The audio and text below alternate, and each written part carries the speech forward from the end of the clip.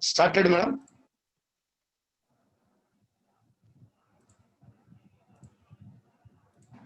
Start చేయండి madam. Okay. Good evening, viewers. A warm welcome to another class of social studies. In the last class, you have learned about the ideas of development. Now, we will be learning about the livelihood activities, what we take up in our life, and what is the connection between the livelihood activities and the basic needs of our life. Now, what are the basic needs of a life? You all know very well that it is food, clothing, and shelter. Right. Now, are these clothing, shelter, food, do we get these for free of cost? Or do we have to pay money for it? Do we have any free good? In the previous classes, you have almost discussed about this topic. That is, for us, it is air, which is the free good. Apart from that, all the goods which we use, we call them as the economic goods. However, using the term as economic goods because there is a price for it, and we would be paying a price for it and purchasing the good and utilize the good.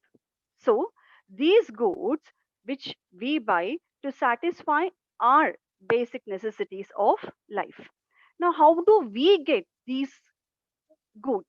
Now, it is not free of cost. So, we will be doing some work or the other and earn our livelihood, right? Because whatever we do, the work, we are paid for the work. So, can we go to the next slide? Yeah. Now I would just take down your pens and book. Kindly write down what is the occupation done by your parents or your family members, or it could be your neighbors. So you find many people working in the same field, and you find people working in different fields, right? So whatever the activities which we do to earn our livelihood, we call them as economic activities. Why are we using the term economic? Because we are paid for these activities. Now, in class 9th also, you have studied about agriculture in India, industries, and also service activities, right? You have done even a project wherein you had conducted a survey of the occupations and categorizing them into the different groups. So, this lesson is an extension of what we have learned in our 9th class. So, now all these activities, the economic activities which we do to earn our livelihood, can be categorized into three sectors. As you can see them on the screen, first one is the agriculture sector, second one is the industrial sector, and the third one is the service sector. Now, we call the agriculture sector as the primary sector because primary means what? The most important sector. Why are we calling it as primary sector? Because most of our activities depend on that sector. That is why we call it as a primary sector. Now, if you look at the screen, it is clearly said it is agriculture and related activities such as fishing, forestry, mining, right?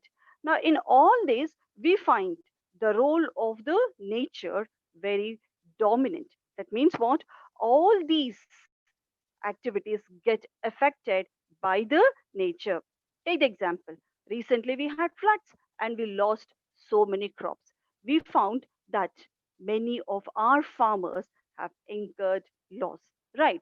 Like that. Mining in class 7, sorry, in class 8, you have learned about the coal mines, right? So there we have learned about the hazards of the mines. So these activities are predominantly, they are dominated by the nature. So that is why it is a most important sector. Next, we come to the industrial sector. Now, in the industrial sector, we would be manufacturing the goods. Manufacturing means what? Producing. In other simple terms, we can say It is making the goods. Then how do we make the goods? Do we make them with hands?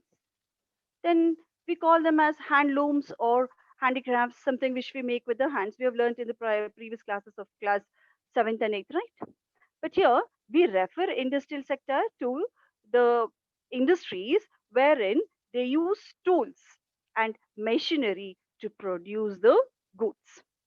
And the third one is the service sector.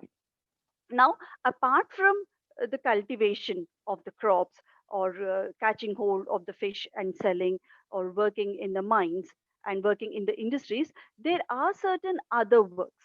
Like, take the example, I am there. Today, I am taking a class for you. I am a teacher. I'm not producing anything goods, but I'm producing services, right? So, like that, we have doctors, we have bank employees, we have IT professionals. Remember, we have learned about them, the outsourcing in the last class, right? We have even learned that it is their job is very stressful job.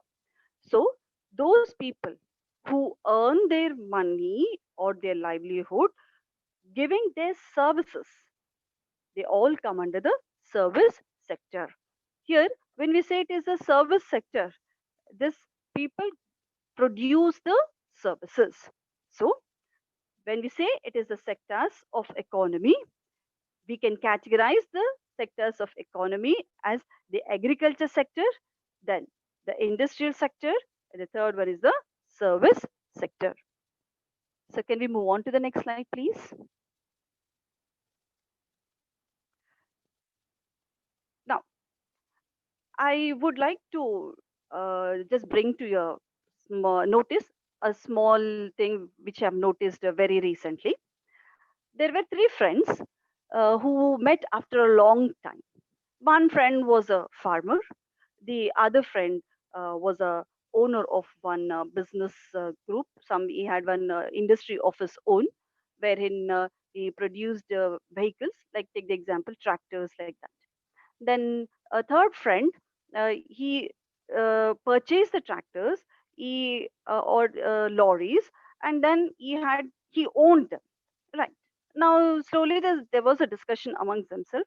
The farmer said, "It is I who's feeding you, cultivating the crops, and because of I am feeding you all, you are surviving." Then the second friend said, "Yes, but without the machinery, you're using tractors and all the other machinery, then without this machinery, how can you cultivate crops? So my occupation or the work I do is more important." Then the third friend said that it is just that you are growing crops and the crops cannot come on their own. The tractors are there, but who is going to transport from the field to the market? It is only transportation. We arrange for the vehicles, we arrange for big lorries, and then get whatever is cultivated. So if I am not there, whatever you produce is all waste. And the discussion went on and on. Okay. And ultimately, all of them left. Now, do you observe or can you relate anything from the discussion between the three friends? Now, according to you, now you will have some goals in your life, right? So, what goal you have decided? Which occupation would you like to take up once you complete your education? Just write down in your book and give the reasons also why you have chosen a particular work, and then categorize. Just now in the above discussion we have discussed whether one activity does it comes under agriculture or does it come under industry or does it come under service sector. So do write what you want to become or which occupation you want to choose, the reasons, and also categorize it under which sector it is going to come. So next slide please. Now here in the textbook also there is one activity for you. On the left side, you see it is a occupation. So here we have a tailor, weaver, a flower cultivator, and you need to classify under which sector do these people come. Milk vendor, does he come under agriculture sector or industry sector, or it is service sector? Fisherman, we have discussed fishing. In which sector does it come? So there's one small activity. Do write down the answers in your textbook itself. So next slide.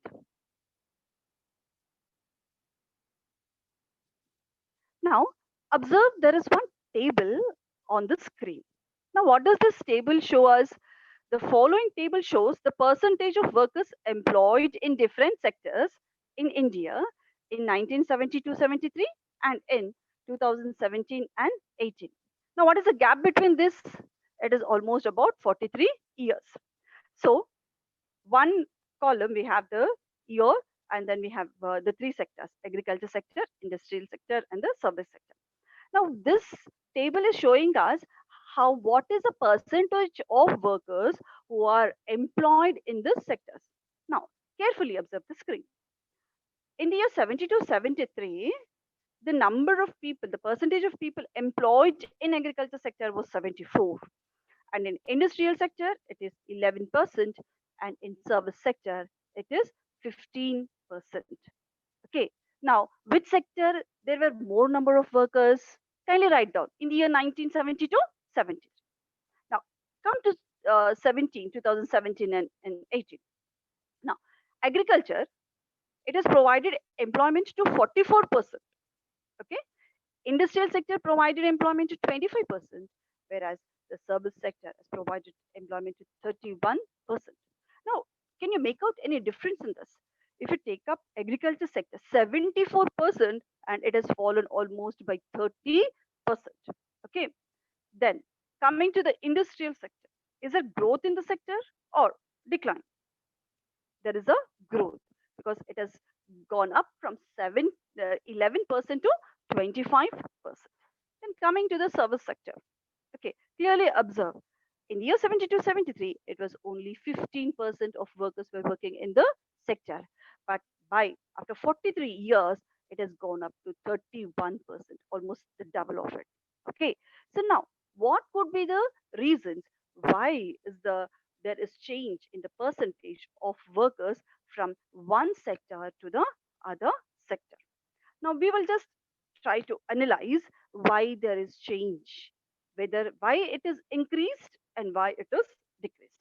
Now coming to the agriculture sector, we know, I just told you in the introduction that the agriculture, it is dominated by the nature, right? And here the farmers depend on monsoons. We all know what monsoons are. They are seasonal winds that give rainfall to the country. We have two monsoons, southwest monsoon and northeast monsoon, and most of the country uh, uh, cultivates the crops depending on the southwest monsoon, right? And suppose, just imagine if there is the rainfall is less in one particular year. Sometimes what happens recently, we just this year we have seen that much of rainfall, everywhere floods throughout the country, and the crop which was ready to harvest, it is washed away with the floods. Imagine so much of loss. So here the nature is playing a very important role. Then what will happen to the workers? Again, can they go back to the work and they can cultivate the field in a very short time? No. So, what did they do? They thought that this sector would not give employment to them throughout the year. And in our country, we grow three crops. You have learned in class 9, right? Cropping seasons, that is Kharif, Rabi, and Zayed. And mostly it is the Kharif. And where we have good water facilities, irrigation facilities, there the farmers even grow the second crop, that is Rabi. Very few places they cultivate the third crop, that is a summer crop, or we even call it as sayed, right?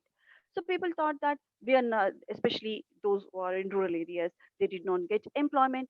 So without getting employment, how can they satisfy their basic needs? They can't, right? So what did they do? They moved away from that sector. They came, started settling down in the towns and cities. We have learned about urbanization in class 7th, right? Then so like this. And meanwhile, what happens? Slowly there is growth. Industrial revolution, remember, we have studied in the previous classes, that is using machinery to produce the goods. So what happened? Using machinery, the physical or the manual work has become less. They started producing more number of goods. So because the production has gone up, they had to employ more number of workers. So people from rural areas, they got employment in these towns and cities in the industries. So there we see there is slight rise in the number of workers. Then coming to the service sector, almost we see there is the growth is doubled, right? So here we see the service sector is drastically given more employment to the workers. Okay, like we have, along with the industries, take the example, the government services. The government cannot work on its own, right? How will the government work without the people? So they started recruiting more number of people to give good services to the people. And we also know that there is private sector in our country, so people started getting jobs in the private sector also. So like this, we had many doctors, we have many lawyers, we have many bank employees. So we have across, there are so many activities in your in ninth class also. You have studied all the service activities. So these are the reasons for the differences or the changes in the number of workers in the different fields, right? Now observe the table. The same thing is there on your page 29, and you just write whatever we have discussed now. So next slide, sir, please. Yes, the other important topic, what we have discussing, we know it is on the screen. You can say it is GDP by agriculture, industry, and service sector. Right now, what is this GDP? We come to we say it is gross domestic product. Now, little later we will come to this particular slide. Sir, can we go to the next slide, please? Sir, can we go to the next slide? Yeah. Now, when we say it is a production, now what are we going to produce? We produce goods, we produce even the services, right? Just now we have discussed. Now when we come to the goods, what type of goods do we produce? We produce many goods. Now on the screen you can see there's one term called as intermediate good. What is intermediate? Something which is in between. It is not the beginning, it is not the end, right? So the good again which is used for production of another good, we call it as a intermediate good. Okay, now take the example, a car is there, right? And what do we need to manufacture a car? We need tires, we need different spare parts, right? We need glass, we need plastic, etc.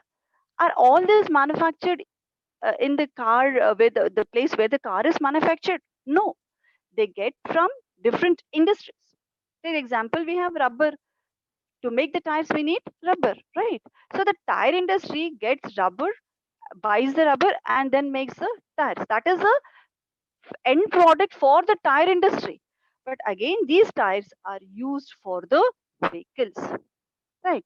So the goods which are again used to produce another good is called as a intermediate good. Now, next we have a final good. What is this final good? Final means what? End. The last one. So, the goods which can directly be used by the consumers. Who are consumers? The one who uses. Take the example, I am there. Every day I brush my teeth, right? With my toothbrush and the toothpaste. I don't produce toothbrush and toothpaste. What do I do? I only use it. So I am the consumer of the toothbrush and the toothpaste. So what am I doing? I'm not making anything. I go to the market, purchase the toothbrush and the toothpaste, and I use it. So I'm a consumer. So the final goods are those goods which are ready to be used or ready to be consumed. So next slide, sir.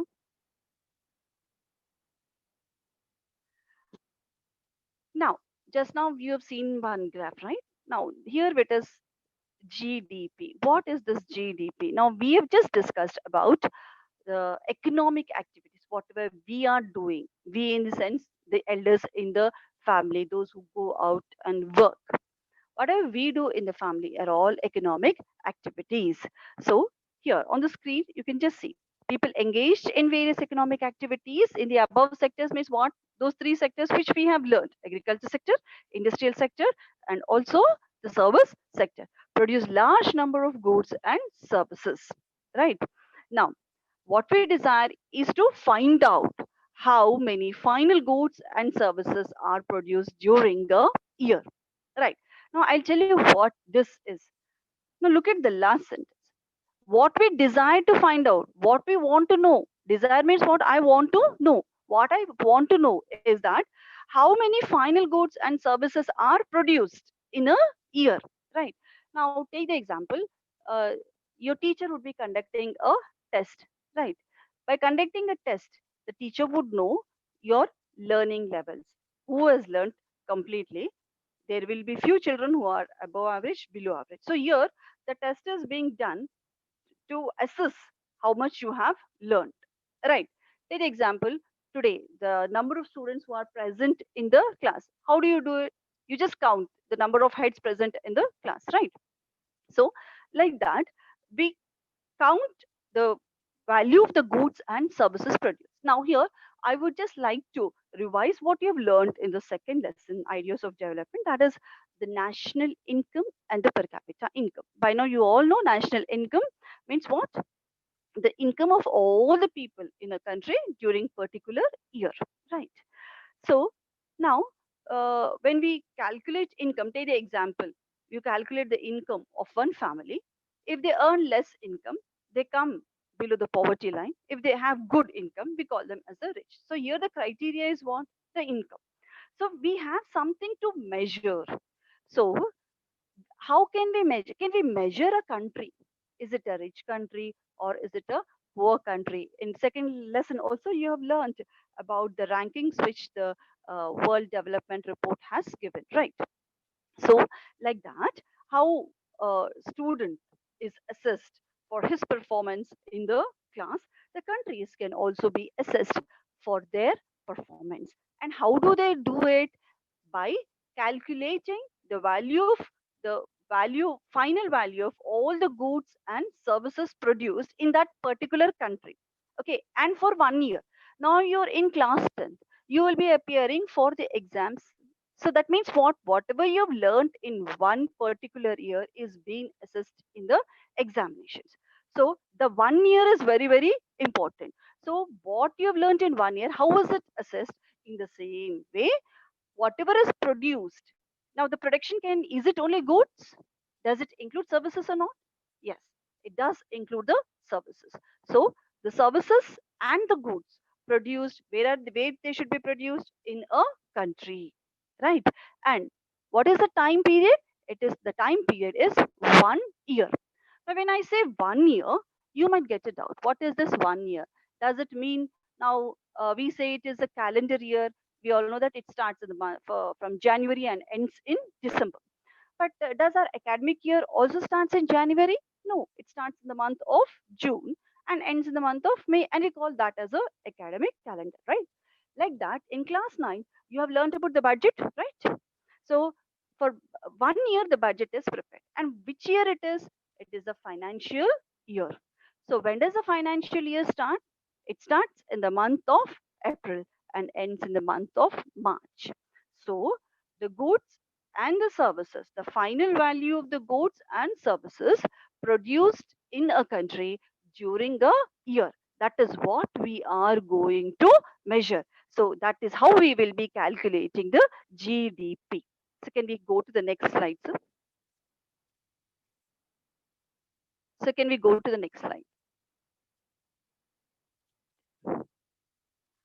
Now, the word final is very, very important. Now, if you look at your textbook also, there they have detailedly discussed about, they have taken an example of making a person who sells idlis or dosas. Are idlis and dosas, are they cultivated in the fields? No, we prepare them, right?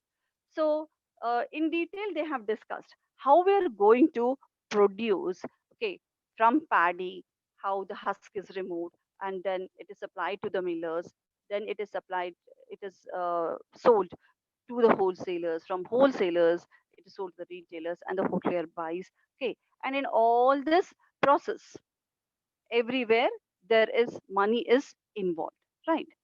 So here we take, when we calculate the price of idli or dosa, we say it is per plate. Take the example, it might cost you 25 rupees. So this 25 rupees includes all the raw materials that are used for making idli or dosa, or whatever the food item it is. Okay, so in detail, they have discussed how the price is, how much does a hoteler he spends, okay, and he even adds his profit here. Now we need to remember one thing: it is not only when we make a product, it is not only the raw materials which are used, for the services which are used are also calculated, and then the final price is fixed, right? So here it is the value of goods and services produced in each sector.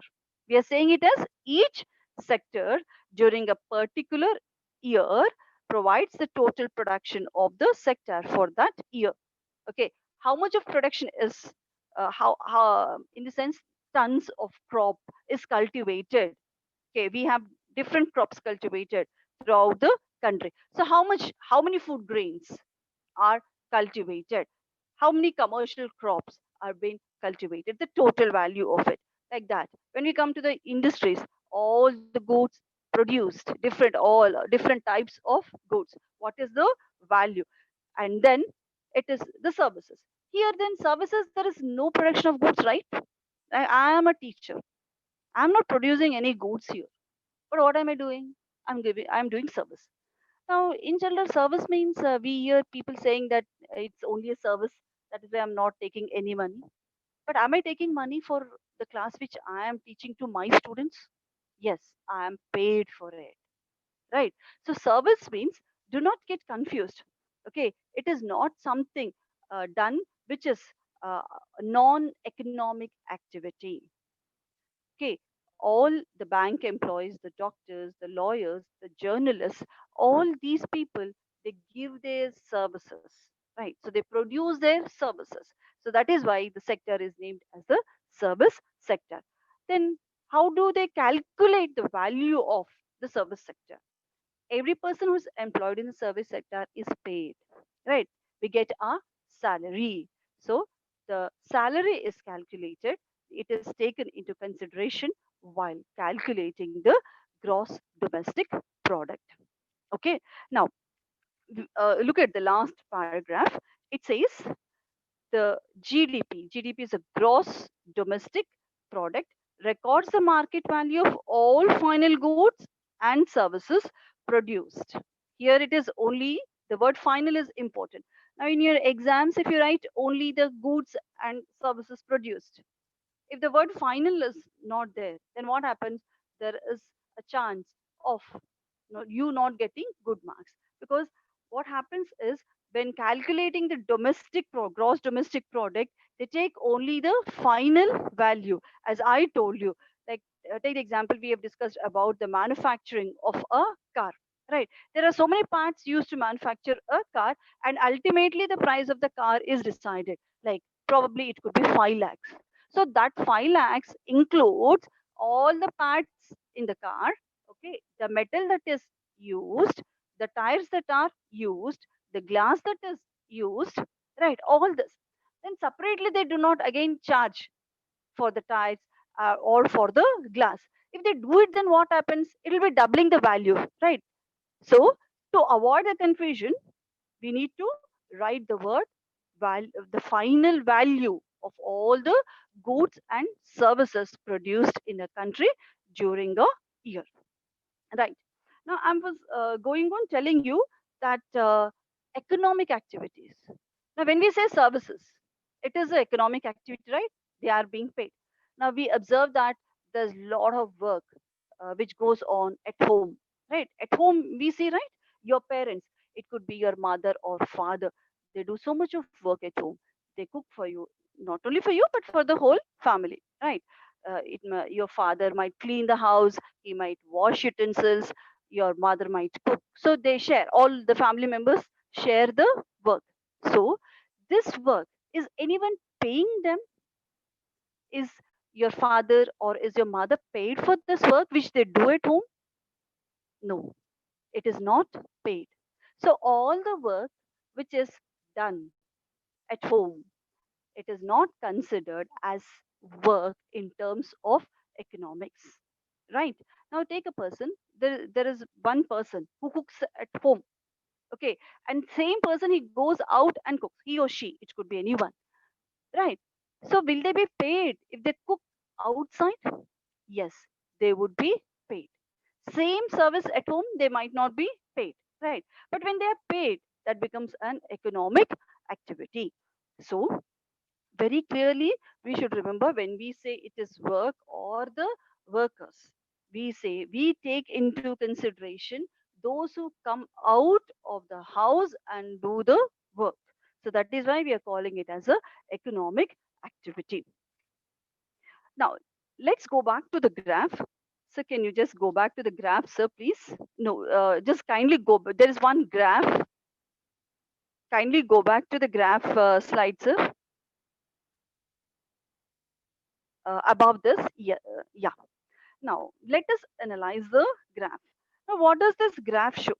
It shows the GDP. What do we mean by GDP? Gross domestic product. Now, remember, we are using the word domestic. What do we mean by domestic? Something which is produced within the country. We will be importing things, we will be exporting goods from other countries. We send goods from our country to other country, and we get goods from other countries to our country, but they will not be taken into consideration because they are not produced in our country. Do remember, we are only calculating the goods or the services which are produced in our country. That is why we are saying it is in a country, produced in a country. Okay, so don't get confused, we do not take into consideration the imports here. So, see, each and every word is very important. Try to understand. In our country, that means what? Not of the other country. In a year means only during that particular financial year. And the word final means the last value, the last price which is paid to buy a good or to the price that is paid for a service. Right. Now, in the graph, what does this graph show? It shows about the gross domestic product by agriculture, industry, and service sector. Okay, and this is in crores, right? Now, uh, you are already used to analyzing the graphs from class 6 onwards. You are analyzing it, so you know how to write the analysis for a graph. Now, let us observe the graph, what it shows. Now, can you see here? There's a lavender color that is used for agriculture. Then we have yellow color that is used for industry, and the green color which is used for service sector. Now, on the x-axis, we have the years, that is the year 1973 and 74, and we have 2013 and the 14. Now, this is calculated in terms of rupees because our currency is rupee, right? Now, do observe the figures of agriculture. What is the value of agriculture? 2,45,479 crores. That is the contribution of agriculture to the GDP. Now, what is the value of industries? The value of industry is 1,05,575 crore rupees. And then we come to the service sector, it is 2,59,569 crores of rupees. That is its contribution to the GDP. Now, observe the figures on the right side, that is 2013 and 14. If you see, all the sectors have increased, right? All the sectors are increased. There is an increase in the share of contribution of agriculture, of industry, and of the service sector. Now, which sector contribution is less and which sector's contribution is more or it is increased? Obviously, it is very clearly seen the contribution of the agriculture sector is not as much as the industry and the service sector. Now, what could be the reasons? Just now, we have discussed about the percentage of workers, right? There, we have discussed few issues like depending on the nature. There were so many problems in agriculture. First one, we have already discussed that they did not get the required employment. So when they did not get the requirement, they could not satisfy the requirement by getting employment in agriculture. So what did they do? They migrated to the cities in search of other work. Then the other factor is our farmers did not own lands. Okay, they were as tenant farmers. Who is a tenant farmer? Take the example, I am there. I don't have an own house. So what do I do? I take a house on rent, right? So I am a tenant. I am paying the rent to my landowner and staying in the house. Likewise, these tenant farmers had to pay rent, right, to the farmers, landlords who had they had money and they did not wanted to cultivate. So they had given off their lands to the tenant farmers. The other problem is that they had to depend on mostly on rainfall to get the water. There are few places where there are irrigation facilities. Now that the government is providing more irrigation facilities, uh, the condition of providing water to the fields, the irrigation facilities, is little improved compared to the yesteryears or the previous years. And then there is another problem, right? Agriculture provides only seasonal employment. It does not provide employment throughout the year, whereas the industries or the service sector, it provides employment. Take the example of banks. They run throughout the year, right? They have only holiday for 1 or 2 days, that's all. Take the example of hospitals. Take the example of schools. So throughout the year, we have some activity going on. So they have employment throughout the year. When they have employment throughout the year, they get the salary, right? But that was not happening with the agriculture. So because of all these problems, what happened? Many farmers committed suicide. It is a very, very unfortunate. The one who feeds us, the one who gives us food. Without food, we cannot live, right? So they had to sell away their lands. They did not get loans also because they did not own anything. If you have to get loan, you need to pledge something. Early in nowadays, at least there are few banks who are coming to help the farmers, but in those days, there was not much help from the banks to the farmers. They had to mortgage their property and they did not have the property. And so they used to get money from the money lenders. When they get money from the money lenders outside, they charge more interest. So, like this, the farmer had many problems. So for all these, considering into all this, what happened? Agriculture received a setback. They could not cultivate, so they moved on. And also there is another thing, the growth of the technology. So that has made our lives easy. It is like uh, never ending question whether the technology, use of technology, is it boon or a bane when it comes to employment. Because we are using technology, there is also negative impact on the employment also, but that is a different issue. We will discuss it little later, right? And there are so many we have learned that nowadays you even see that people are Indians, they are going outside the country and working, and the foreigners are coming to work here. There are so many foreign companies which have come to our country, they invested money here.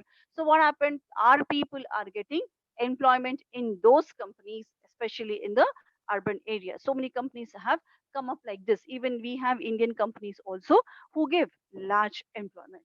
So because of all this, there is growth in the service sector and the industrial sector.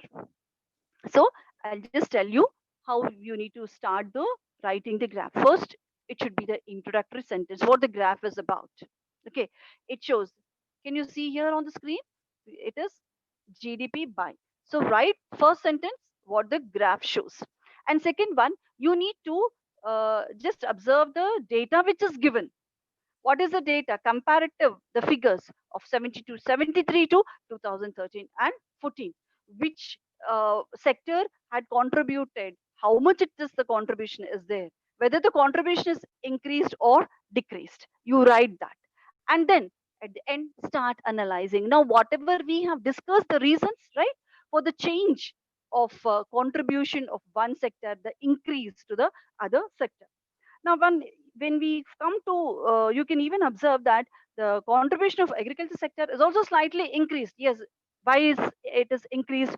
Because the government has given more, what do you say, uh, kind of, it has protected the interests of farmers. It has given more importance to agriculture. It started constructing dams, then it started supplying good varieties of seeds, then it started using technology. Because of all this, the production of the food grains is increased.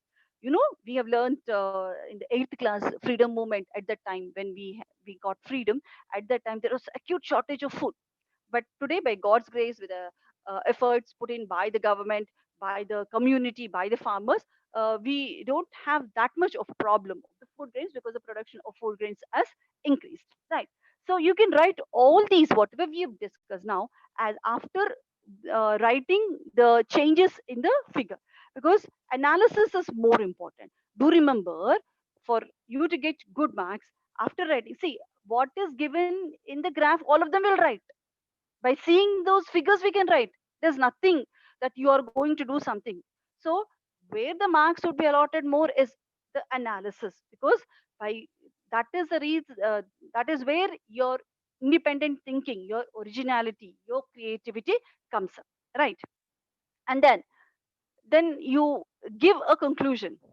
Now, which sector do you think it is important? Is it agriculture, is it industry, or is it service sector? Can we say that one sector is important? If one sector is important, how can we flourish? How can we develop? So give a conclusion saying that all the three sectors should be contributing to the GDP of the country, and each and every sector should increase its share to the GDP, should provide more employment opportunities. If we provide employment opportunities, then you can curb international migration and make India, if the goods are produced in India, if services are produced in India, India becomes self-reliant. We need not depend on the foreign countries. If something we have to buy from foreign countries, it costs more, right? We need to pay more money for it. But something which is manufactured here, we can pay less price and get a very good quality product. So just see all this discussion, whatever we have, do write down the important points of this discussion, and then last I said the conclusion should be there. Okay, this is what is the analysis of this graph. So we'll move on to the recap. Yeah. Now, you have any doubts, you can type in the chat box and we will try to clarify your doubts. And because tomorrow also we would be continuing the lesson, so we can just clarify your doubts. That's not an issue for us. Now, just let us recap what we have learned, right? We have learned whether sectors of economy. So all the economic activities, okay, the occupation or the livelihood, what we do can be categorized into three sectors. That is agriculture sector, industrial sector, and the service sector. Then we have learned what are intermediate goods, the goods that are produced, that are used to produce another good. They are intermediate, in between, not the beginning, not the end, right? They are not raw materials. So this is intermediate good, the good which is used for the production of another good. Then the final good. Final good is directly consumed by the customers or the consumers. And then we have discussed the gross domestic product, the very, very important one. Now, do remember that this lesson is very, very important for us. Not that I am saying that it is important from the point of examination. No, this lesson is very important for our life. It tells us, it shows us what are the realities of life, what kind of working conditions will be there in each and every sector. In a way, it prepares us for our future life. So you need to understand so that you will make a proper decision in choosing your career, right? Because we all want you to become good citizens, okay, and have a bright future. Take care of you, of your family, and do contribute good service to the nation. So that is the reason why I am telling you that not only for the examinations but for our life, this lesson is very, very important. So we go to the next slide. Yeah, this there's only four answers questions which I would like to read it out. Whatever we have discussed so far, the same questions I've asked, you can just make a note of it. Categorize the sectors of economy. Then you can give any two examples for intermediate goods and the final goods. The third question is differentiate intermediate goods and the final goods. I think you all know how to write this sort of a question. You need to prepare a box.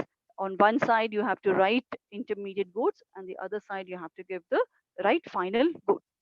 And then just now we have discussed the analysis of the graph showing the GDP by agriculture, industry, and service sector, which is given on page number 30. So you observe the graph once again and analyze. And when you analyze, when you write this answer, it is an essay question. You can write about 8 to 10 sentences. Do remember that they should be introductory sentence, and you have to be writing about the differences in the figures compared with 1970 to 73 and also 2011 and 12, right? And then the most important part is the analysis. Write about 4 points or so, 4 or 5 points for the analysis, and the last point or the last sentence can be your conclusion. Sir, I think we have ended today's.